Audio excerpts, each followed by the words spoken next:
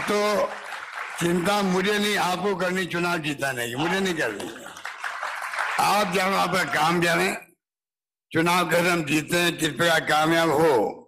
ये तमाम जब इतने एक साथ में अधिवक्ता गण बैठे हैं तो मेरे पूर्व वक्ता ने ठीक कहा आपको, जब तक आप बूथ स्तर पर जिम्मेदारी नहीं निभाएंगे तब तक काम नहीं चलेगा।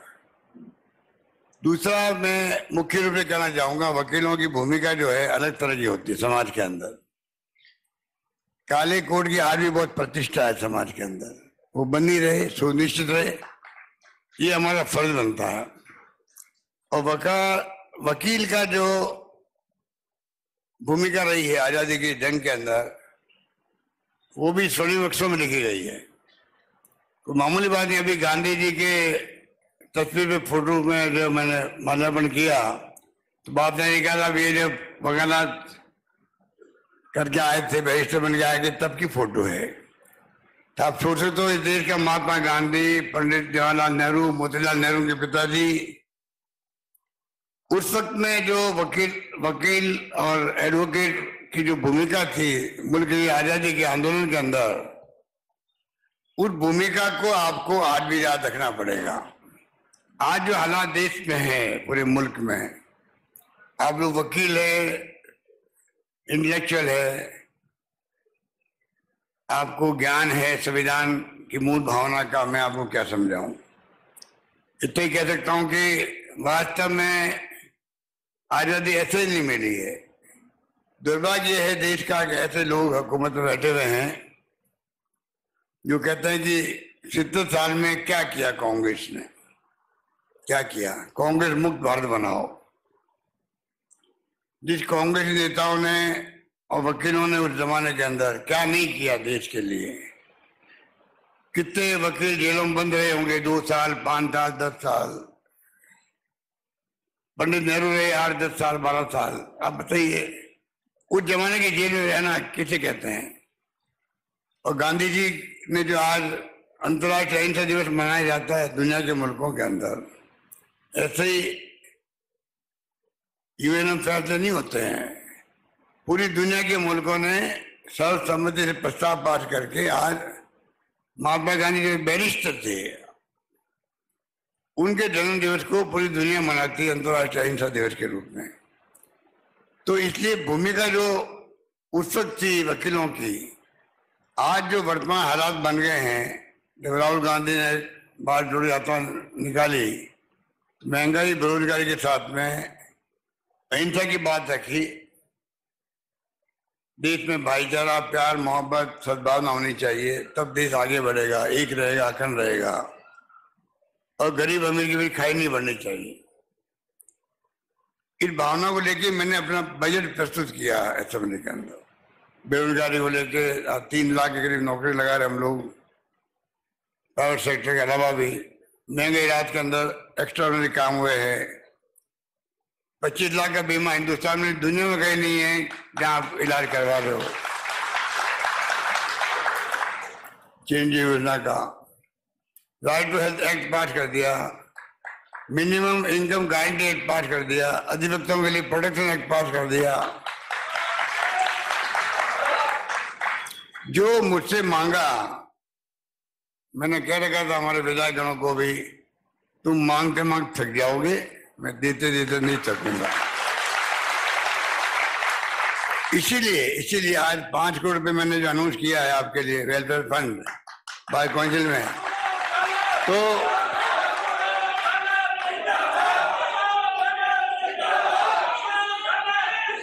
वजह इसके कि आप बार बार मांगो, मैंने इंतजाम कर दिया कि बिना मांगे प्रति वर्ष 5 करोड़ रुपए मिलेंगे, ऐसी घोषणा उन्होंने करी।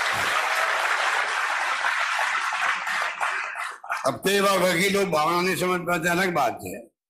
मुझे याद है पिछली बार जब मैं मुख्यमंत्री था तो एक डेलीगेशन आया वकीलों का, 2 दिन बाद मुझे बजट पेश करना था और कह हमें 60 लाख रुपए आप अनाउंसमेंट करो बजट के अंदर, हमें लाइब्रेरी का ये वो कुछ सुझाव मुझे दिए। अब आप बता दीजिए, वो लोग वकील थे, वकील थे जिनको मालूम है परसों बजट पेश कर रहा हूं, आज मैं कैसे उनका आश्वासन दे सकता हूं।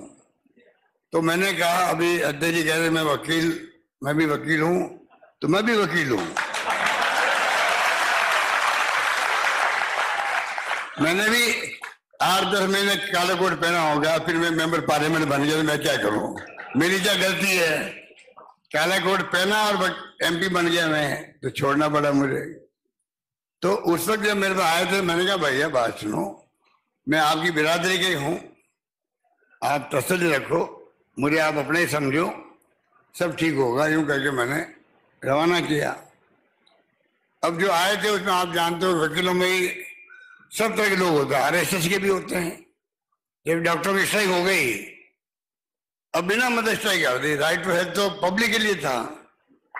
अब RSS के लोगों ने कहा हमें इग्नोर क्यों नहीं किया, और स्ट्राइक करवा दी। ये RSS कांग्रेस की लड़ाई जो है, ये BJP कांग्रेस लड़ाई, ये कोई दुश्मनी नहीं हमारी, ये विचारधारा की लड़ाई हमारी चलती रहेगी। हमें बुरा भी नहीं मानना चाहिए, विचारधारा हमारी है, हमारी जगह पर उनकी विचारधारा, उनको मुबारक हो। और इतना कह रहे थे देश हित में जो विचारधारा कांग्रेस की जो है वो सही विचारधारा है, इसलिए देश एक रहा है, अखंड रहा है। आजादी के बाद में इंदिरा गांधी जी जान दे दी, पर खालिस्तान नहीं बनने दिया देश के अंदर, कोई कम बात नहीं है।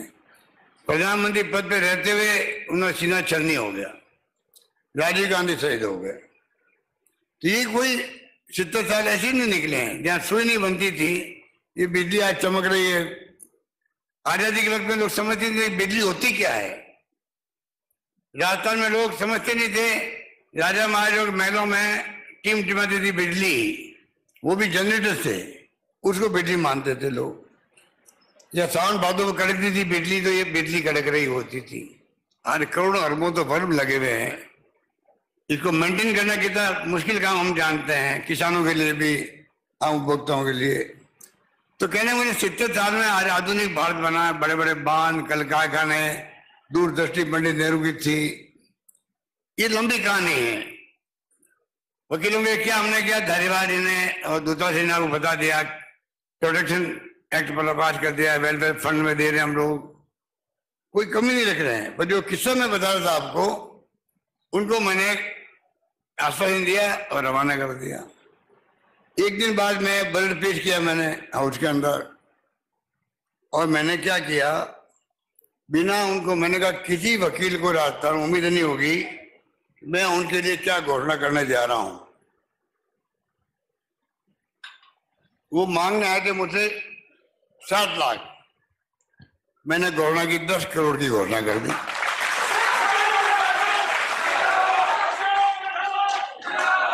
बाहर आया मैं बजट पेश करके, क्योंकि 2.5-3 घंटे बजट पेश करना पड़ता है, 2.5-3 घंटे खड़े रहना पड़ता है। मैं कहता हूँ भले आदमी हो, पिक्चर में जाते हैं वहां भी इंटरवल होता है, या मुझे 3-3 घंटे खड़े रहना पड़ता है। मैं जानता हूँ कैसी स्थिति बनती है। बाहर आया मैं, बाहर आके मेरे को बहुत खुशी हुई, वकील लोग बड़े खुश होंगे, 10 करोड़ घोषणा होगी। मालूम पड़ा कि खुश होने के बजाय लाठीचार्ज हो गया है, वकील लोग अस्पताल में भर्ती हो गए हैं। अरे मैंने कहा ये क्या हो गया, वो तो 7 लाख मांग रहे थे, मैंने 10 करोड़ की घोषणा करी। आप पता ही है कि मैं अंदर घोषणा कर रहा हूं, इतना तो इंतजार कर लेते थे कि मेरा बजट भारत में पूरा कर लेता। अगर इतनी उतावली थी स्ट्राइक करने की, तो भाई थोड़ा इंतजार वो तो कर लेते, और तो कोई बात नहीं, ज्यादा लंबा इंतजार मत करो। खाली बजट पेश कर रहा है, 3 घंटे बजट पढ़ रहा है मुख्यमंत्री, 3 घंटे के बाद में मालूम पड़ेगा भाई हमारे लिए क्या किया। हर वर्ग ही सोचता है, व्यापारी, उद्योगपति, जो भी टैक्स वाले हैं।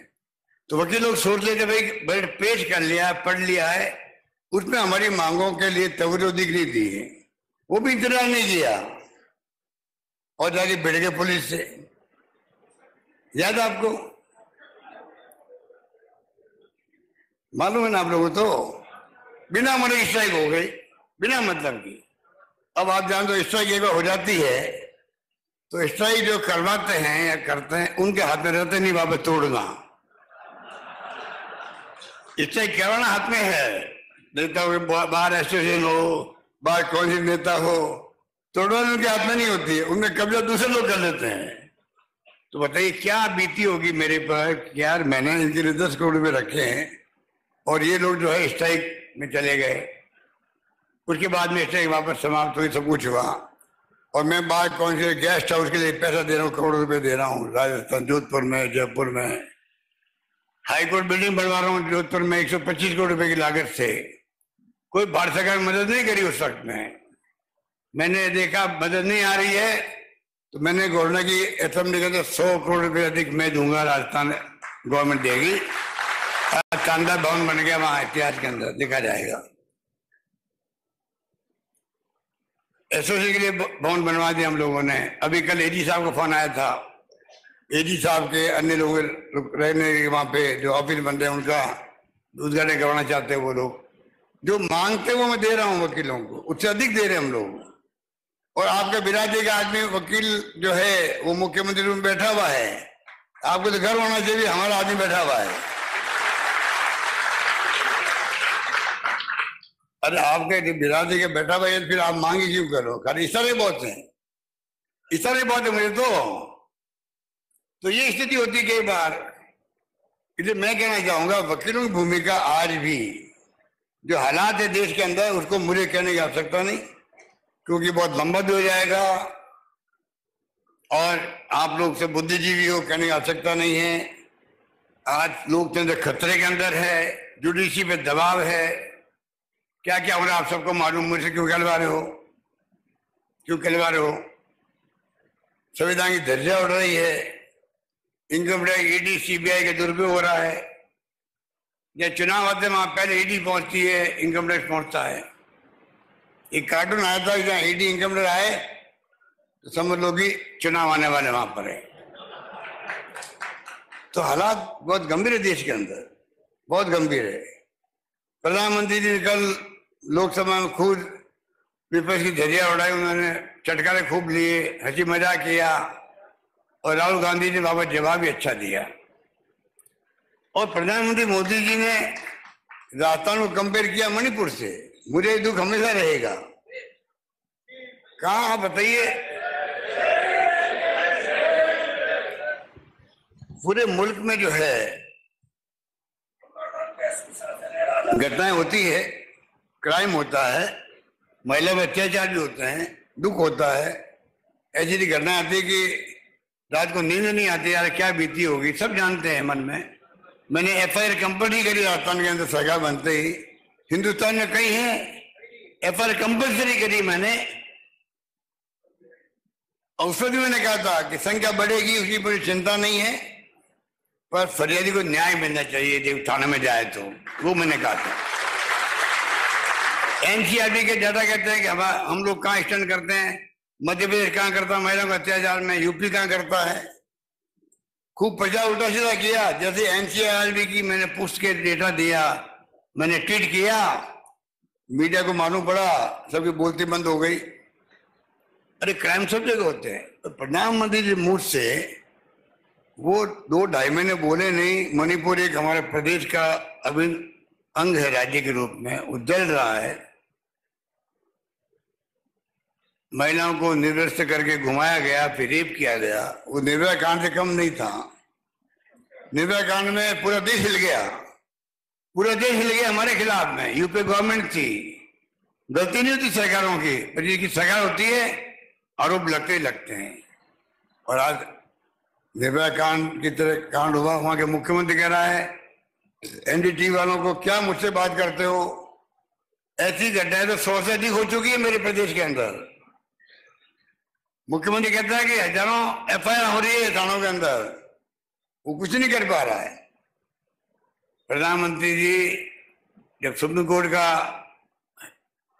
हिंट मिला उनको, सुप्रीम कोर्ट ने क्या कमेंट किए, तब आप आए मीडिया के सामने आए। पार्लियामेंट जाने के पहले 2-2.5 मिनट के लिए नहीं, 1 मिनट के लिए आए होंगे शायद। और आके आप ये कह रहे हो, मैं तमाम मुख्यमंत्रियों को रिक्वेस्ट करूंगा, राजस्थान, छत्तीसगढ़ और मणिपुर के मुख्यमंत्री को विशेष रूप से करूंगा कि आप लोग अपने ध्यान रखें, महिला पर अत्याचार नहीं हो। ये हमारे राजस्थान पे स्वाभिमान में चोट है। आप मणिपुर से कंपेयर करो, राजस्थान को कंपेयर कर रहे हो। प्रधानमंत्री पद बहुत बड़ा पद होता, बहुत गरिमा का पद होता। हम सबकी ड्यूटी है पद की गरिमा बनाए रखें। पर क्या प्रधानमंत्री को शोभा देता है इस प्रकार एक राज्य का चुनाव जहां आ रहे हैं, राजस्थान में, छत्तीसगढ़ में, वो लपेट इसलिए लो कि चुनाव में उनको लाभ मिले। मणिपुर चल रहा था तब आप कर्नाटक के अंदर दौरे कर रहे थे। राजस्थान में आप 5-6 बार आ चुके हो अभी तक भी। तो आप राजनीति करो, कोई दिक्कत नहीं हमें, पर आप कम से कम देश का एक नॉर्थ ईस्ट का एरिया बहुत इंपॉर्टेंट होता है। मुझे याद है कि मैं हमेशा सुनामी आ गई हो देश के अंदर। केरल एक बार बाढ़ आ गई थी, बापना साहब बैठे भारत सेवा संस्थान चला रहे हैं, मैं भी उसका एक संस्थापक एजेंट हूँ। 30-35 साल पहले मैं अध्यक्ष बना था। तो हम लोग पैसा इकट्ठा करके बेचते रहते हैं। तो एक बार मैं, मेरे मोमेंटो मिलता मुझे, मैं ऑप्शन करता हूँ इसी हॉल के अंदर, मैंने किए हैं, चैम्बर भवन में किए हैं। आप लोग मेरे लोग खरीदते हैं उनको, 30-40 लाख रुपए इकट्ठे होते हैं। सीएम रिलीफ फंड जमा करा देते हैं, मोमेंटो के माध्यम से पैसा आते हैं। तो ये एक्टिविटी करते रहते हम लोग। आज नहीं, पहली बार मुख्यमंत्री बना मैं 25 साल पहले, तब से कर रहे हैं, 5-6 बार कर चुके हैं। तो एक बार भूकंप आ गया वहां पर, कश्मीर में भूकंप आ गया, गुजरात में भूकंप आया, तो हम लोग, मैं खुद गया वहां पर। बेलूसी जी शेखावत जिंदा थे उस वक्त, मेरे साथ चले, वो गवर्नर साहब साथ चले। हम जाके वहां के मुख्यमंत्री को चेक भेंट किया, 1 करोड़ या 2 करोड़ उस जमाने का। तो भूकंप आ गया कश्मीर के अंदर, गुजरात में भूकंप आया, तो हमने जान लगा दी। आपको याद होगा, आप लोगों को सबको मालूम होगा, जितनी इमदाद गुजरात भूकंप में सरकार जो बीजेपी की थी और यहाँ मैं मुख्यमंत्री था, जितनी इमदाद राजस्थानी प्रदेश की जनता ने करी उस वक्त में, हमने चेक दिया, छोड़ो, होते सिंबॉलिक होता है। कोई पड़ोसी राज्य कोई हो उनका भले, इतनी इमदाद कहीं से नहीं आई जो कि राजस्थान के लोगों ने करी। गुजरात वाले जानते इस बात को। लाइन लगी ट्रकों की, मतलब जोधपुर से भी, आस पास इलाकों से भी। हमने यहाँ से तमाम एमएलए को बीरकमा बैठा दिया। सोनिया गांधी जी की खुद रुचि रहती है ऐसे कामों के लिए, चाहे सुनामी आ जाओ, चाहे वो भूकंप आ जाओ, पूरी टीमें खड़ी कर दी कांग्रेस वालों की। वहां हर गांव में जब भूकंप आया था, अहमद पटेल साहब जिंदा नहीं बेचारे, वो जाके वहां कैंप करके बैठ गए। क्या क्या हमने नहीं किया, कोई राजनीति हम नहीं करते। जो मैं कहना क्या चाहता हूँ वो सुनिए आप। जब भूकंप आया कश्मीर के अंदर, तो हमने 40 लाख रुपए इकट्ठे किए उसके लिए भी। और मनमोहन सिंह जी प्रधानमंत्री थे। जयपुर में मेरे कुछ वकील, मेरे साथी थे मेरे ख्याल से, वो और बापना जी, महेश काला जी, आप मेरे कोई होंगे, मुझे याद नहीं, महेश काला भी थे। ये करनी वाला तो क्या पहले से मजबूत आदमी है, मुझे मालूम है? हाँ, महेश काला जी बैठे, कई लोगों ने उसमें भाग लिया। हम लोग गए वहाँ पीएम हाउस के अंदर, लोग साउथ ब्लॉक में, और हमने चेक भेज दिया। पर मैं क्या कहना चाहता हूँ आपको, उस वक्त में एक आर्टिकल आया, जम्मू कश्मीर का एक नेता था उसका, उसने कहा कि जब गुजरात भूकंप आया था, देश कहता है कि जम्मू कश्मीर हमारा अभिन्न अंग है, अभिन्न अंग है, गर्व करते हैं हम लोग। जब गुजरात में भूकंप आया था तब तो हजारों हाथ खड़े हुए इमदाद के लिए, मदद के लिए। अब कश्मीर में भूकंप आया तो वो हाथ कहाँ खड़े, दिखते ही नहीं, हाथ नहीं दिख रहे। कहने के मतलब हर चीज को लोग नोटिस लेते हैं, हर चीज नोटिस लेते हुए। आज भूकंप में हम लोग पीड़ित हैं, हमने ठीक है हमारी संस्था कर दिया, अलग बात है, पर हर चीज को लोग नोटिस लेते हैं और माइंड बनाते हैं। इसलिए मैं वकील समुदाय से कहना चाहूंगा, ये तो एक बात हुई कि आप लोग कैसे आप चुनाव के अंदर भूमिका अदा करें, कैसे कामयाब करें, ये तो एक बात हुई। पर मैं उससे बड़ी बात कहना चाहूंगा, जो हालात देश के हैं उसमें इस देश के इंटेलेक्चुअल का, वकीलों का सोच जो है वही होना चाहिए जो देश की आजादी के पहले था। देश को बचाना है, देश को बचाना है तो आपको आगे आना पड़ेगा, आपको सोच रखनी पड़ेगी, चिंता रखनी पड़ेगी। आपकी भूमिका बहुत बड़ी हो सकती है, सोच की भी। कोई सेमिनार हो रही है, गोष्ठी हो रही है, अपनी बात जाके कह दी, छोटी बड़ी मीटिंग की बात कर दी, वो भी एक भूमिका होती है। क्योंकि ये खतरनाक खेल है ये। आज हिंदू हिंदू की बात करके हम खुश कर सकते हैं देशवासियों को। मैंने एक दिन कह दिया, मैं कि प्रधानमंत्री आप पूरे देश के प्रधानमंत्री हो, खाली बीजेपी के प्रधानमंत्री नहीं हो, आप खाली हिंदुओं के प्रधानमंत्री नहीं हो। आज में खबर पड़ रहा था कि वो करीब पता नहीं कोई नारा दिया, मुसलमानों के मित्र कुछ बनाएंगे, कुछ कोई हेडिंग आई थी, मुसलमानों के मित्र मंडल बनाएंगे, कुछ किया है चुनाव के लिए। तो मैं ये कहना चाहूंगा कि ये जो स्थिति है देश की, उसमें क्योंकि वकील समुदाय के लोग मेरे सामने बैठे हुए हैं, तो मेरी ड्यूटी बनती है कि मैं आपको वो बात कहूं जो आपके लिए और मेरे लिए बहुत लागू होती है। हालात बड़े गंभीर है, इतिहास हमें माफ नहीं करेगा, आने वाली पीढ़ी माफ नहीं करेगी अगर हमने इस देश को एक मजबूत राष्ट्र के रूप में एक अखंड रखते हुए, अनेकता में एकता वाला मुल्क है, अलग अलग भाषाएं बोले हैं, सब कुछ है देश में, जाति हैं, धर्म है। रशिया हमारे मित्र राष्ट्र था अमेरिका के मुकाबले, रशिया हमारा दोस्त था, अमेरिका दोस्त नहीं था हमारा। साथ में बेड़ा आ गया था जब युद्ध हुआ पाकिस्तान के साथ में, बांग्लादेश का, इंदिरा गांधी जी के वक्त में। साथ में बेड़ा रवाना हो गया हमारे खिलाफ में, रशिया ने हमें हिम्मत दी कि हम आपके साथ खड़े हैं। वो टाइम हमने देखा, मैं भी गया था वहाँ बॉर्डर पर, वहाँ शरणार्थी शिविर में काम करने के लिए 71 के अंदर, तो मुझे याद है। आप बताइए, वो रशिया के 15-16 टुकड़े हो गए आज। यूक्रेन और रशिया लड़ रहे हैं आपस के अंदर, यूक्रेन तो रशिया ही था। एक राष्ट्र का कितने राष्ट्र बन गए, और यहाँ तो अनेकता में एकता वाला मुल्क है। आज कांग्रेस की और गांधी की नीतियां, उसके कार्यक्रम, उसके सिद्धांत जो है, वो इस देश को एक मजबूत रखे हुए हैं, और ये मजबूती आगे भी रहे। जो सोच है इनकी, जो आज सत्ता में है, उनकी सोच वो है जो खतरनाक सोच है। वो पता नहीं देश को कहां ले जाएगी, किसी को नहीं मालूम है। देश किस दिशा में जाएगा कोई नहीं जानता है। ऐसे वक्त में चाहे देश के वकील हो, चाहे प्रदेश के वकील हो, वकील समुदाय की, क्योंकि वो रिप्रेजेंट करते हैं सोसाइटी को। आप खाली कोई वकील काला कोट पहन के वकालत नहीं करते हैं, आप समाज की नब्ज पे हाथ रखते हो। समाज क्या सोचता है, देश में क्या हो रहा है, हमारी क्या भूमिका है, उसमें आपका दर्जा अलग तरह का होता है। इसलिए हमें चाहिए कि हम उस रूप में अपने आप को माने, उस रूप में भूमिका अदा करने के लिए हमें तत्पर रहे। ये मेरा आपसे आग्रह रहेगा, निवेदन रहेगा। मुझे आपने बहुत कुछ सम्मान दिया है, तीसरी बार मैं मुख्यमंत्री हूं, तीसरी बार।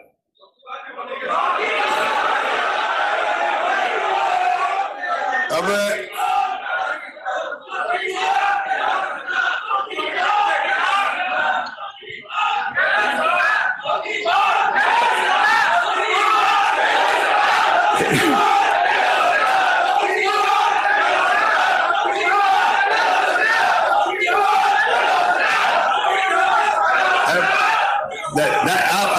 शांत देखो, सुनो, ये डेमोक्रेसी है, डेमोक्रेसी है।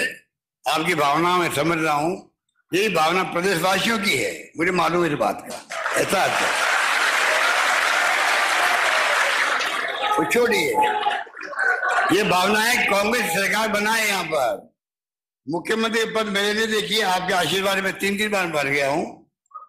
ये हाईकमान फैसला करता। सुनिए सुनिए सुनिए सुनिए, इसमें मत पड़ो आप ज्यादा। मैं कह चुका हूं, एक बार मैं कह चुका हूं, मैं कई बार सोचता हूं मुख्यमंत्री पद छोड़ दूं, मुख्यमंत्री पद मुझे नहीं छोड़ रहा है।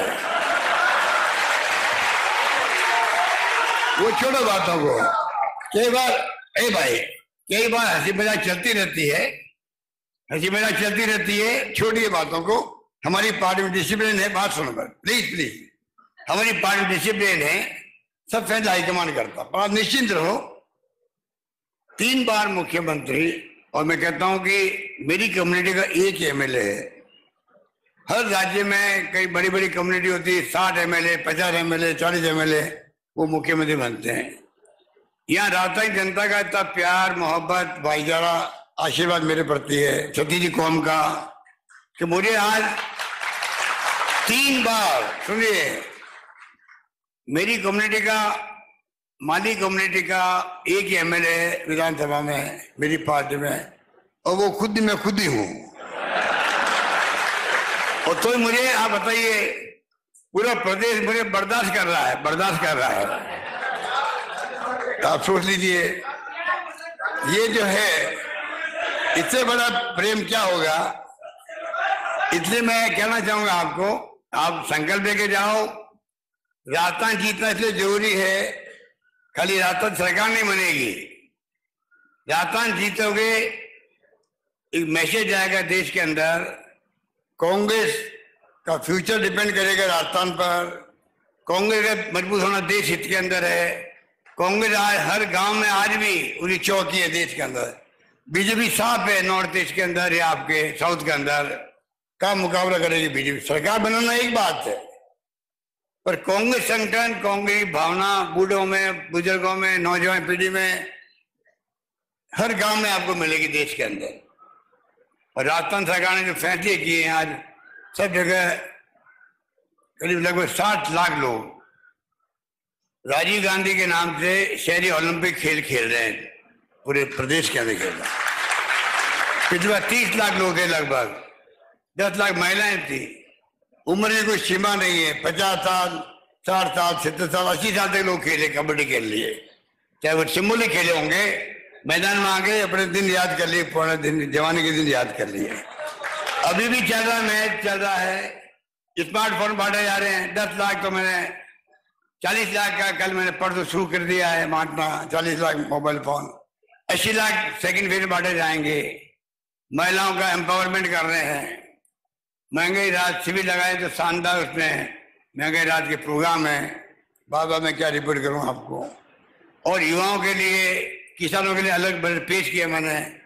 हर क्षेत्र में बिजली का आप सोच लीजिए, 100 यूनिट माफ करने का मतलब है 1 करोड़ 4 लाख लोगों का बिल जीरो आ रहा है। 1 करोड़ 4 लाख लोगों का। अब हमने वो जो लगते थे एक्स्ट्रा पैसे, फ्यूल चार्ज वगैरह, अभी कल परसों मैंने 2500 करोड़ रुपए सरकार भरेगी कंपनियों को, सबका फ्यूल चार्ज माफ कर दिया हम लोगों ने, कुछ माफ नहीं आएगा। तो महंगाई के दौर में ये तमाम बातें क्या है, अगर आप हिसाब लगाओ बैठ के घर पे, तो आप देखो कि 5,000 का फायदा हुआ है, 8,000 का हुआ, 10,000 का हुआ। पेंशन 1,000 कर दी प्रति माह, मिनिमम कर दी, minimum income guarantee act pass कर दिया। मतलब हजारों स्कीम हमने बना रखी है, सब वर्ग के लिए बना रखी है। तो आपको मैं इसी बातें इसलिए कर रहा हूँ, आपको कहने के लिए बहुत कुछ है। एक तो क्या होता है, आपको कहने कुछ नहीं होता, सरकार के खिलाफ एंटी इंकम्बेंसी होती, और फिर आप यहाँ मेरे सामने बैठे होते, अध्यक्ष जी हो जब मैं खुद क्यों नहीं हूँ। ना हमारी बात में दम होता और ना आपके उत्साह में कोई दम होता। अगर हमने सब कुछ किया है, आज एंटी इंकम्बेंसी नहीं है सरकार, चुनाव आने के बावजूद भी, थोड़ी बहुत भी नहीं है, शानदार काम किया है, तो आप सोच सकते हो कि फिर आपके पास कहने को बहुत कुछ है पब्लिक को। आप जाएंगे पब्लिक, अभी बाप ने किसने कहा एक पैम्पलेट छपा दिया, वो कहाँ गया पैम्पलेट? बताइए, पैम्पलेट इतना सस्ता, एक पैम्पलेट छपा करके ये बाप ने पिछले 2-3-4 महीनों से, मेरे ख्याल से 4 महीने हो, ज्यादा हो गए होंगे, इनको किसने कहा आज ये पैम्पलेट छपाओ? 15, 20, 25 वकील इकट्ठे होते हैं, ये जैन साहब वगैरह बैठे हैं, जैन वगैरह, ये जाते हैं हर शनिवार को या इतवार को, एक बस स्टैंड में जाते हैं, 1000 पैम्पलेट बांट के आते हैं। पैम्पलेट बांटने के बाद में जाते, कोई रेस्टोरेंट में जाते हैं, साथ बैठ के नाश्ता करते हैं और घर चले जाते हैं, इतना ही करते हैं। अगर आप यहाँ आए, जितना आए लोग बैठे आए हो, आप अपने तरीके से भी चले जाओ, जनसंपर्क कर लो, तो मैं समझता हूँ आप वो भूमिका अदा कर सकते हो कि कोई कल्पना नहीं कर सकता, वो बड़ा भूमिका अदा कर सकते चुनाव के अंदर। पब्लिक क्या चाहती है? ये तो चाहती है हमें कोई आगे वोट मांगे। वोट मांगने से उसका मान सम्मान बढ़ता गरीब आदमी का। भाई मुझसे कोई वोट मांगना आया है, हम पैरों में हाथ लगाते हैं, उनके आशीर्वाद मांगते हैं। ये कांग्रेस की दी हुई देन है लोकतंत्र की, वोटों के राज की, ये कोई कम बात नहीं है। और हमारा मुल्क सौभाग्यशाली है जब महिलाओं को भी वोट का अधिकार मिला, संविधान बनने के 7 साल मिला है। यूके के अंदर, इंग्लैंड में 100 साल लगे महिलाओं को वोट का अधिकार देने में। अमेरिका में लगे, कितने लगे? 144। अमेरिका में 144 साल लगे संविधान के बाद में, वहां पर महिलाओं को वोट का अधिकार दिया गया। हमने दिया वोट का अधिकार महात्मा गांधी के सानिध्य में, आजादी के साथ साथ दे दिया, संविधान बनने के साथ साथ दे दिया। ये हमारे मुल्क की खासियत है। इसलिए मैं कहना चाहूंगा आप कृपा करके, चुनाव चुनौती भरा होता है, चुनाव